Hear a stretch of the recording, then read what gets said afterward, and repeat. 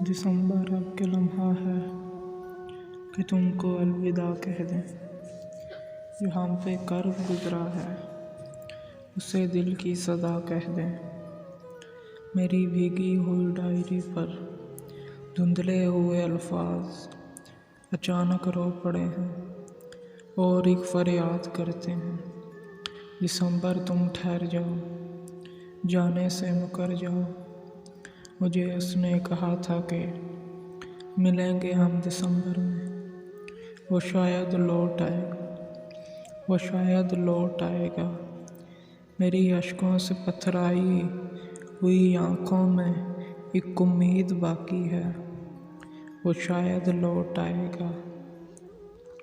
ज़रा 2 दिन ठहर जाओ, दिसंबर तुम ठहर जाओ। अगर वो फिर भी ना आए चलेंगे साथ हम दोनों। दिसंबर फिर अगर जाओ मुझे भी साथ ले जाना। मुझे भी डूब जाना है कि जैसे साल डूबा है। मगर 2 पल ठहर जाओ कि जैसे अहद पैमां से मुकर जाती है ये दुनिया। ज़रा तुम भी मुकर जाओ, दिसंबर तुम ठहर जाओ। ज़रा 2 दिन, दिसंबर तुम ठहर जाओ।